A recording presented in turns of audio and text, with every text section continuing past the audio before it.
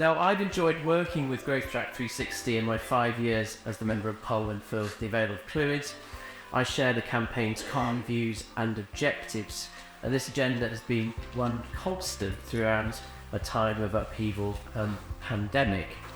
Well, despite all those challenges, I think we've had success in raising awareness of our region and its needs. From the proposed layout of HS2 in Crewe to rail access in Manchester and the reopening of the Halton Curve to Liverpool. And in very basic terms, of course, the rationale for Growth Track 360 revolves around the reality that North Wales and North West England form a single economic and cultural unit, with often poor public transport options and an over-reliance on the car. The status quo holds back economic growth and the much-needed levelling up opportunities for towns like Wirral-like constituency, as well as Deeside, Wrexham, the Wirral and Cheshire West. But we think we're quite a unique area, and you're going to hear a little bit more later about our economy and our drive to net zero. But James talked about the 40,000 commuters, but actually our residents, they're crossing the border every single day, and it's something like 200,000 trips every single day. They don't think, oh, I'm going to go to Wales or I'm going to go to England. They just go, whether it's for work, for family, for leisure or for whatever. We really want governments in Cardiff and here to work together to help realise the ambitions and to make life better for our residents. Our focus is very much on cross-border rail transport, but you'll find out later that we're now recognising it's not just about trains, it's about how everything moves in together, active travel, buses, and having that whole connectivity. So let's have a quick look at the North Wales Merseydeer economy. And when I talk about the economy, I'm not talking about potential for growth. I'm not talking about new projects like nuclear SMRs being built in Deeside, generating energy in Snowdonia. I'm not talking about potential Freeport and Anglesey. I'm not talking about the North Wales Growth Deal. I'm not talking about any of that. I'm talking specifically about what already exists. And I think that's really important because it's that we want to safeguard. We've got a bit of an issue.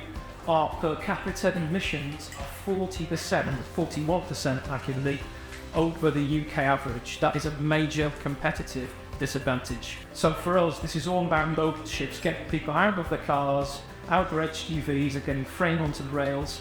But to do that, we need improved infrastructure, rolling stock and services. And these are all interlinked. So that is basically the raising debt of the growth track.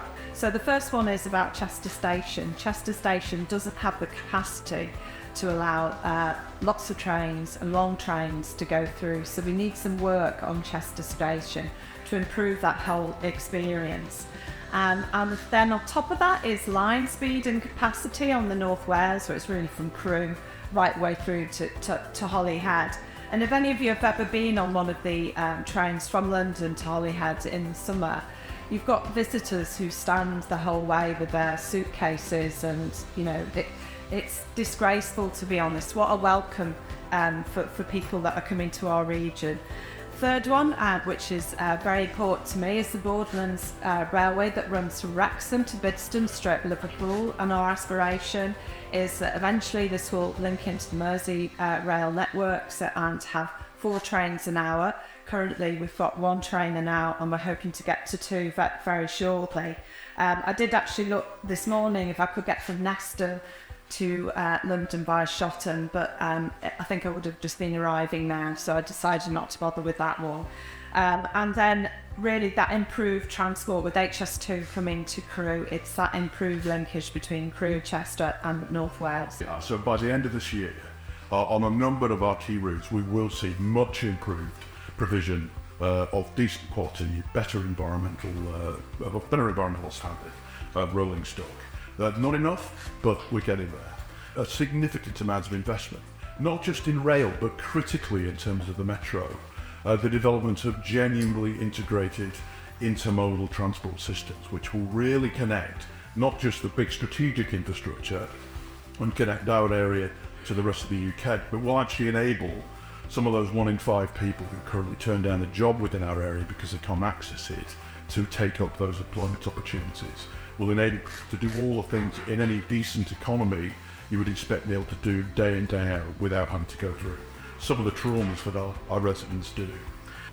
And we're seeing new services as well. So again, by the end of this year, hopefully, we will see some of those coming into play, particularly on the Borderlands line directed to North Wales, but also on those Trans-Pennine routes.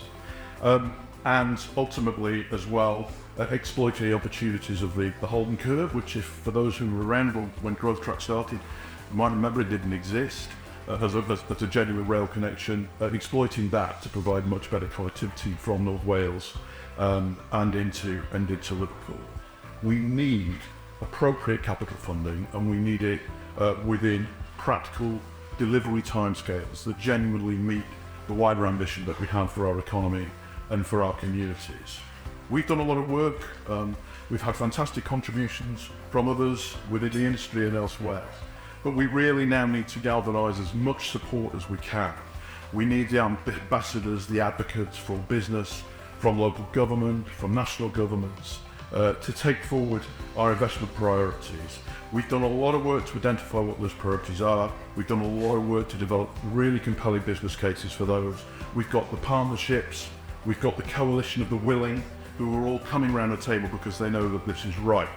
We have the policy fit, as we've said, with UK policy. But what we need now is that investment, so we need to, frankly, just put our money where our mouth is.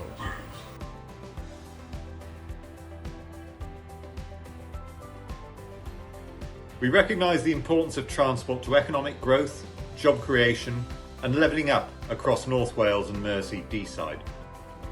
That is why the government asked Sir Peter Hendy to lead the independent Union Connectivity Review, to consider specific transport projects that could improve transport connectivity, including between Wales and England. Our task now is to turn the vision into real improvements to help level up the region. I urge the Welsh Government to bring forward the work of the North Wales Transport Commission and work with us so that we can deliver the benefits travellers want and businesses need.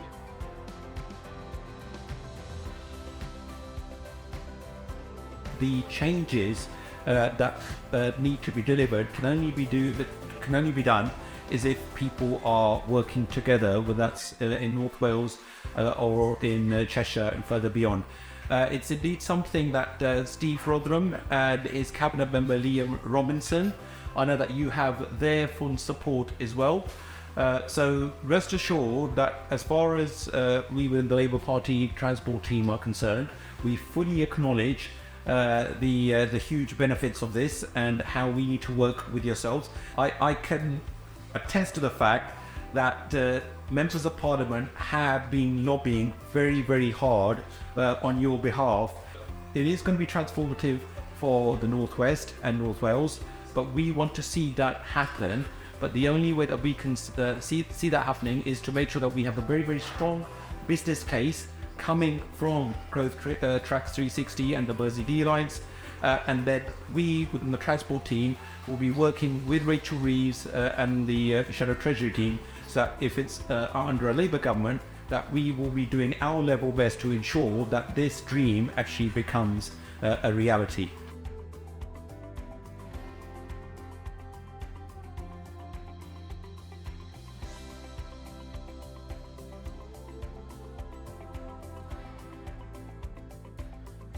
As the oldest man in the room, that is faithfully always. As I might say, in the church room, there's some history has been made this afternoon. Cross-border, all of us uniting, cross-party, aiming for better things. To our panel and chair, it surely was exceptional in its insightful expertise. Christian Walmart is a towering figure in the rail transport scene. Councillor Ian Roberts is my own Flintshire County leader, and he commands our multi-million-pound budget with aplomb. And he is a local patriot who wants to get our trains running on time. Claire is magnificent. She knows what local partnership really means. and after all, she's MD of Accenture. Thank you, Martin of Airbus. Your runway is but 2 miles from my home in Wales. I'd say it, Airbus, all 6,000 of them, is a priceless economic locomotive for North East Wales, indeed for North Wales and Greater Chester, the North West. So, for certain, you go home, you go away, but surely you're fully informed, fully committed, wanting more for the citizens of your communities. Is there anything better? It cannot be better. You have done your communities proud, and I wish you well. Safe journey and good luck.